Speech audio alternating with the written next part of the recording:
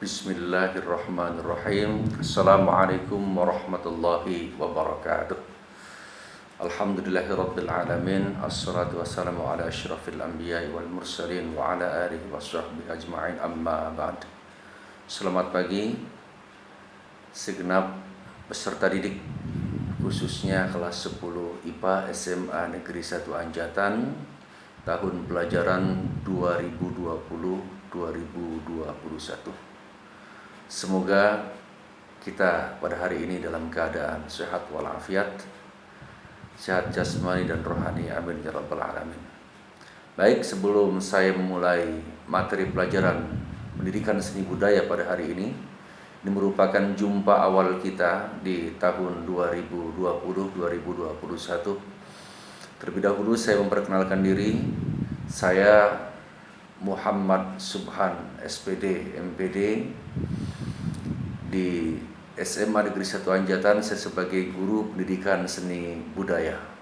Saya mengajar di sini semenjak tahun 2003 sampai dengan sekarang. Status saya pegawai negeri di SMA Negeri 1 Anjatan. Tanggal lahir saya tanggal 8 November 1973. Tempat lahir saya Indramayu. Dan tempat tinggal saya Dusun Pasar, RT 13 RW 04, Desa Bugis, Kecamatan Anjatan, Kabupaten Indramayu. Itu saja perkenalan dari saya. Mari kita mulai materi pelajaran seni budaya dengan bacaan basmalah. Bismillahirrahmanirrahim. Pendidikan seni dan budaya. Dari kalimat seni dan budaya itu memiliki arti bahwasanya antara seni dan kebudayaan tidak bisa dipisahkan. Oleh sebab itu, sebelum kita mempelajari tentang seni, terlebih dahulu kita mengenal apa itu budaya atau kebudayaan. Dalam wawasan seni, kebudayaan memiliki arti kultur atau culture, yang dalam Kamus Bahasa Indonesia, culture itu adalah ciri khas. Maka dari itu, budaya memiliki arti ciri atau ciri khas. Setiap orang berbudaya, setiap bangsa berbudaya, setiap kelompok berbudaya, setiap suku berbudaya. Karena setiap kelompok manusia, baik individu ataupun kelompok, itu memiliki ciri khas masing-masing.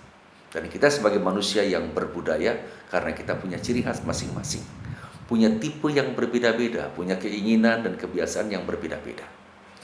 Munculnya kebudayaan berawal dari perbuatan manusia yang dilakukan berulang-ulang, sehingga perbuatan tersebut menjadi suatu kebiasaan. Dan kalau kebiasaan tersebut sudah melekat dalam diri manusia, maka muncullah adat istiadat. Dari adat istiadat inilah muncul sebuah tradisi. Dan tradisi inilah yang akan menjelma menjadi ciri khas, apakah itu individu atau kelompok kecil ataupun kelompok besar. Dan ciri khas inilah yang disebut dengan budaya atau kebudayaan. Menurut seorang pakar kebudayaan, yaitu Dr. Kunchoroningrat, bahwasanya kebudayaan di dunia ini memiliki 7 unsur universal.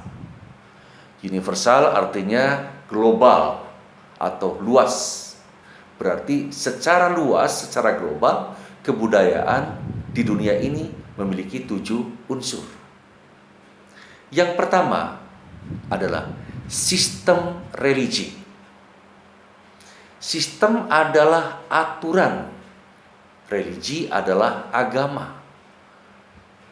Aturan-aturan dalam agama ini akan memunculkan ciri khas. Maka setiap agama punya ciri khas masing-masing, baik cara beribadah, cara muamalah, cara melakukan aktivitas, semuanya punya ciri masing-masing. Dan tentunya kita semua bisa membedakan antara agama yang satu dengan agama yang lain. Maka agama jelas bisa disebut dengan budaya. Kenapa? Karena agama punya ciri khas. Kemudian yang kedua adalah sistem organisasi kemasyarakatan. Setiap organisasi atau kelompok itu punya ciri masing-masing dan memunculkan ciri khas. Satu contoh, di sekolah kalian dulu waktu SMP ataupun MTS, itu pakaian batik yang dikenakan itu berbeda-beda dan punya ciri khas masing-masing. Bahkan label atau logo itu punya ciri khas masing-masing. Kemudian organisasi politik di Indonesia ini, dari warnanya juga sudah bisa kita bedakan. Dan semuanya punya ciri khas. Itu disebut dengan kebudayaan. Kemudian yang ketiga adalah sistem ilmu pengetahuan. Kalian belajar dari SD, SMP, dan sekarang di SMA. Setiap ilmu pengetahuan punya ciri khas masing-masing. Dan tidak bisa disamakan. Antara pelajaran kesenian, pelajaran olahraga, pelajaran agama, pelajaran PKN, pelajaran matematika, itu punya ciri khas masing-masing. Maka sistem ilmu pengetahuan itu bagian dari unsur kebudayaan. Kemudian berikutnya, sistem mata pencaharian hidup. Setiap orang punya mata pencaharian, punya pekerjaan. Kita lihat, ada yang bekerja sebagai petani, pedagang, nelayan, kemudian guru, kemudian pengusaha.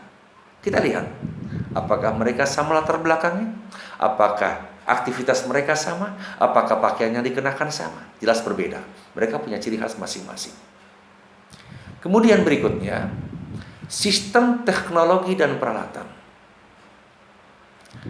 Teknologi berkembang sesuai dengan pengetahuan manusia. Dan manusia munculkan teknologi-teknologi. Aturan dalam teknologi dan peralatan-peralatan itu jelas berbeda-beda. Apalagi kalau kita kaitkan dengan mata pencaharian. Peralatan yang digunakan seorang nelayan dengan peralatan yang digunakan seorang guru jelas berbeda. Nelayan dengan petani saja berbeda. Kita tidak mungkin ke tengah-tengah lautan membawa cangkul, atau sebaliknya kita pergi ke sawah membawa perahu. Nah, ini jelas setiap peralatan dalam mata pencaharian hidup itu memiliki ciri khas masing-masing. Kemudian yang keenam, bahasa. Bukan sistem bahasa, tapi bahasa. Kenapa? Karena setiap bahasa adalah alat komunikasi yang berbeda-beda. Setiap daerah punya ciri khas yang berbeda-beda. Kemudian yang terakhir adalah kesenian. Kesenian memunculkan sebuah nilai-nilai estetika atau keindahan yang tentunya berbeda-beda. Setiap daerah punya kesenian masing-masing. Setiap orang memunculkan ide keindahan masing-masing. Dan itu bisa dikategorikan adalah kebudayaan. Terima kasih.